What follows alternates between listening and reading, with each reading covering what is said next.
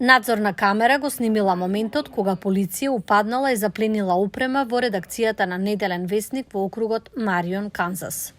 7 полицајци извршиле претрес во канцелариите на весникот Марион Каунти Рекорд и во домот на неговиот издавач и косопственик Ерик Мајер.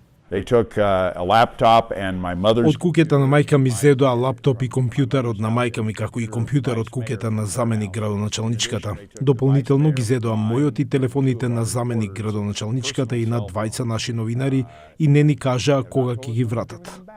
Налогот за претрес се поврзува со спорот меѓу локалниот весник и собственичката на локалниот ресторан Кари Нюел, кој го обвинува весникот дека ја нарушува незината приватност. Таа вели дека новинарите незаконски прибавувале детали за неа и незиното возачко досие. Весникот рече дека користел јавно достапни информации. Еден ден по рацијата, 98 годишната мајка на Мајер, Джоен, која е косопственичка на весникот, починала. Незиниот син верува дека причината за тоа е стресот поради рацијата. Повеќе од 30 медиумски групи протестираа против акцијата со писмо до полицискиот одел во Марион. There are, in fact, laws that protect journalists. Всушност, постојат закони кои ги штитат новинарите од овој вид на екстремно пречекорување. Во повеќето случаи, кога ќе дојде до оваа точка, кога ќе се доведе во прашање работата на новинарот, прво треба судски да бидат повикани репортерот и новинската организација.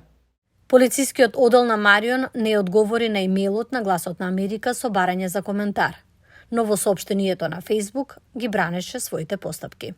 A raid of the scale against the Marion County record. Оваа рација против Марион Каунти Рекорд е прилично без преседан. Во најмала рака тоа е исклучително ретко. Можеби тоа е првиот случај.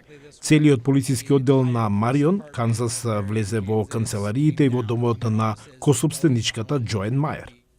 Рацијата ги шокираше поборниците за слобода на печатот низ целата држава, но податоците покажуваат дека инцидентот не е изолиран. Имало неколку други случаи на пребарување и заплена во САД во последните години. Овие тактики често се користат за да се замолчат медиумите и да се држат граѓаните во темнина за тоа што се случува во нивните заедници.